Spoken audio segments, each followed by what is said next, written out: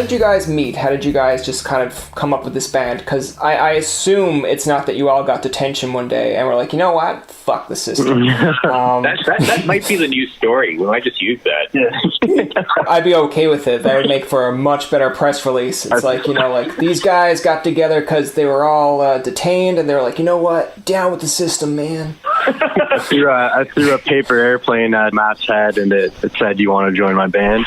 and then Matt threw a loogie back at you, and then said no. And then you were like, "If you don't join me, I will beat you up." And he's like, "Oh, all right." Yeah.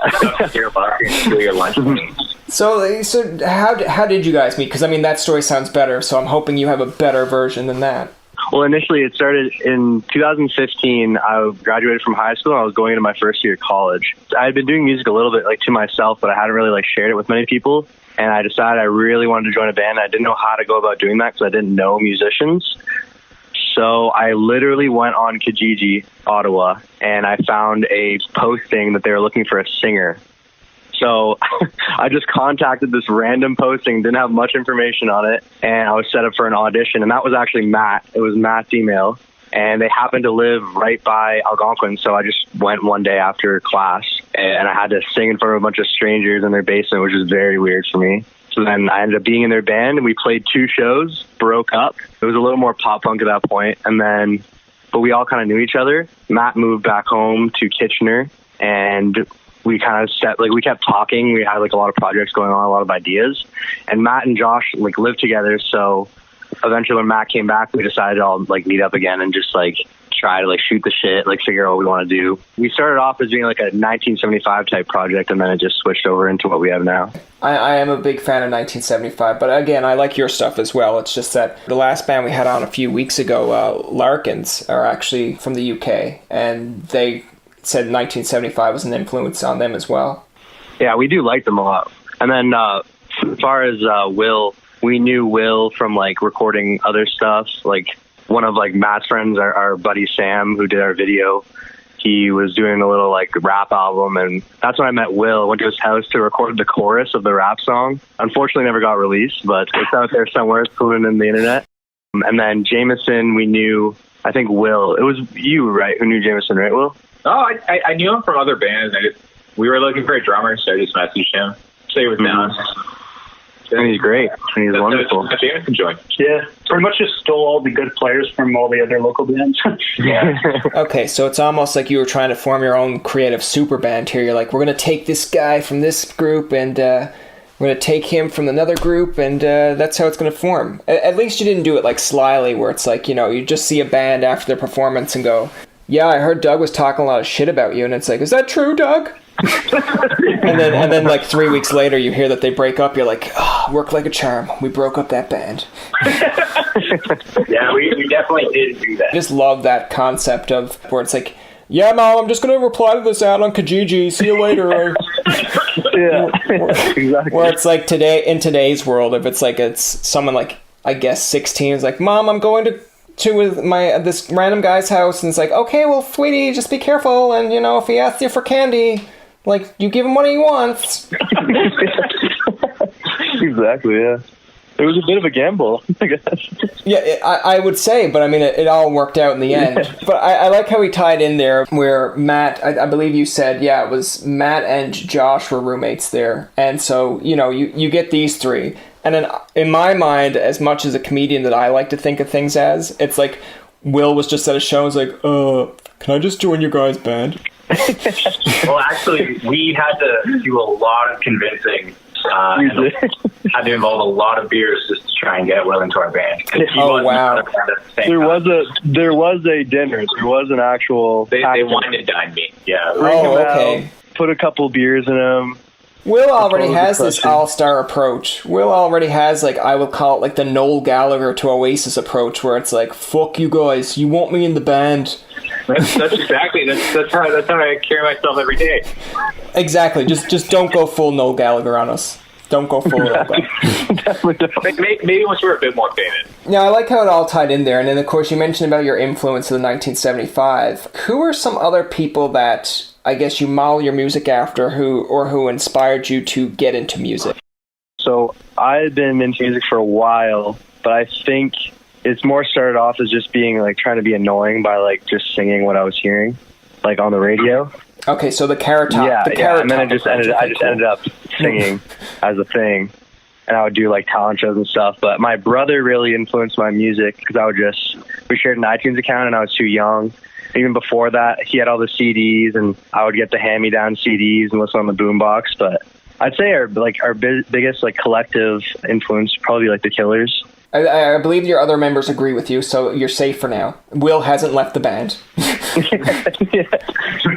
He wants to hear the National. That's what he wants. Yes, yeah. Yeah, that's what I wanted Nick to say. Those are some good influences, and you know what? You're lucky that you didn't have like my brother as a hand-me-down for iTunes, because on mine it was a lot of Celine Dion, Lisa Loeb, and I mean, again, what's wrong with that? Listen, there's nothing wrong with them. It's just that there's a 15, I believe, maybe 10 or 12 years age gap, maybe even more. So, you know, when you're bopping along to Backstreet Boys or NSYNC, and then this guy's in his own room listening to Celine Dion, you're kind of like, I don't know, man. Like, I'm glad we don't share this account. How long have you been doing this? I know you mentioned about 2015, where kind of, you know, got into it, but as a band, how long have you been doing it? And I guess what's your goals for 2020, considering COVID and all that? Because, I mean, it's kind of put it on the back burner, but what is your goals? Will, you want to take this one? Well, I mean, like, it's funny you asked that, actually, because I remember we were together at the start of the year, and we actually wrote down a list of goals for 2020. And like that included like show quotas that we wanted to play, like out of town shows, how many songs we wanted to record, and yeah, all of that's pretty much done for at this point.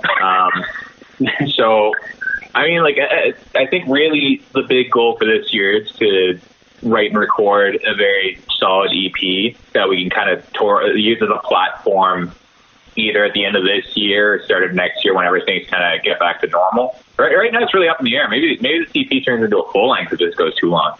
Honestly, we'll have a best hits out before we even play our next show.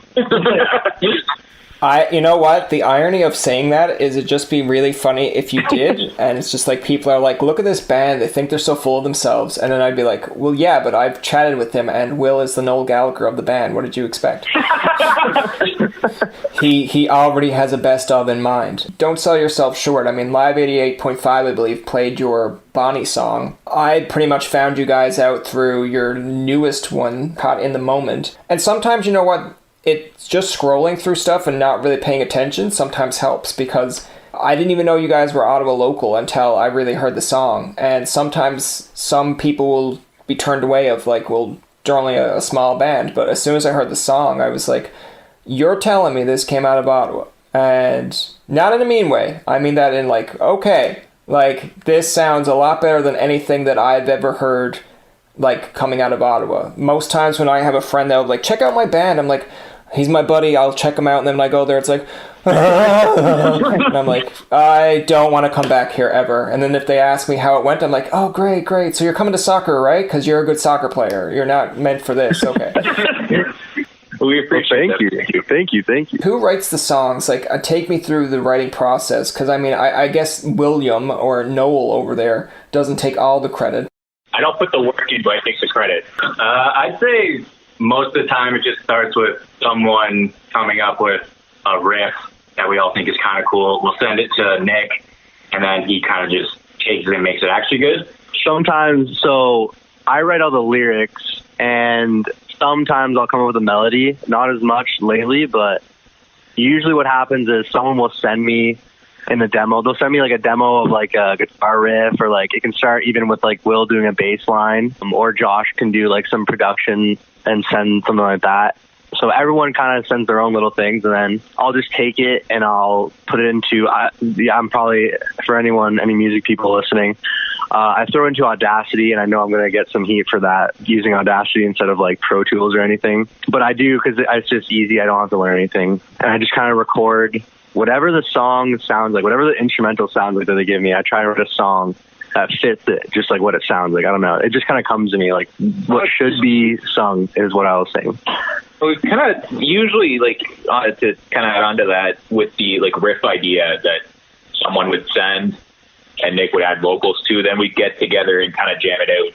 What do you like to do in your downtime when you're not recording or making music? Typically just watch Netflix or whatever is the new show. Try to keep entertained.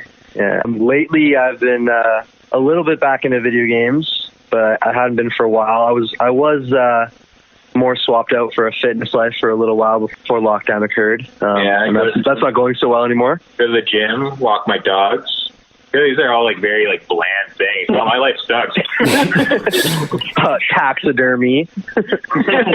I feel like that's going to be the quote that we'll use when we promote the podcast. It's just like, it's like, my life sucks, and it's like, check out this podcast. My life sucks.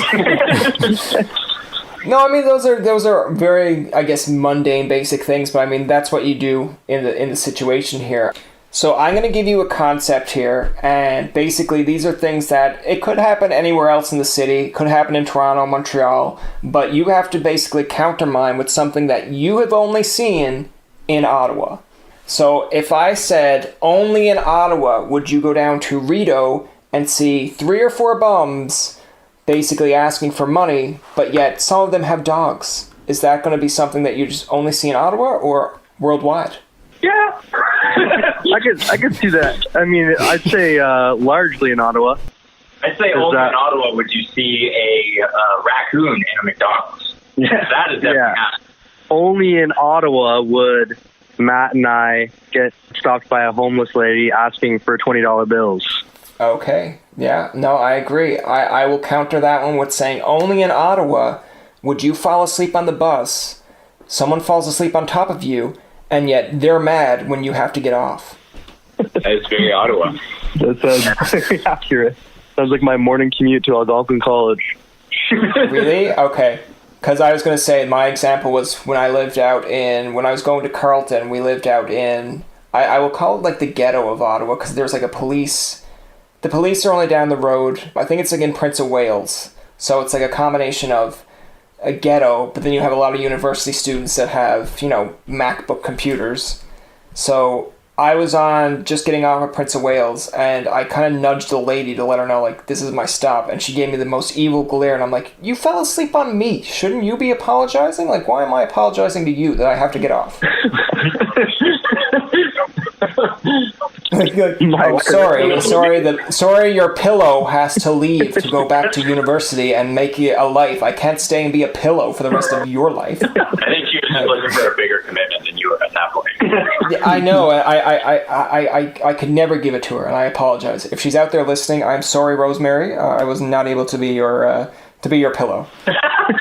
That will be the name of your next song there. Forget Bonnie. Yeah, Rosemary. We're not trying to rip off Foo Fighters. Yeah, there you go. I gave you an idea for your next song. Don't steal it on me. No. Rosemary, keep your head down. Yeah, there you go. Yeah. Rosemary, keep your head down. The pillow will come back. Don't you frown. Exactly. Can we hire you as like a lyricist for us? Man, I don't know. That just came off the top of my head. I could be. It could be just this room that's getting off the to top me. of your head. That's just pure talent. Yeah. And the last thing, just to close out the interview here, guys, is you have the song now called "Caught in the Moment." It's on Instagram. That's kind of where I've seen it in the ad. It's really good. Yeah. Basically, I think that song started off. I just was playing that riff over and over again, and then I think I just ended up sending it to Nick. And it was just one of those songs that kind of just came very quickly once we were all in the same room together. Yeah. And we just kind of all had a good feeling about it. So we decided that was going to be the first of our next few releases. That's going to do it for this episode of Tobin Tonight. Our thanks to Hopper for coming on the show.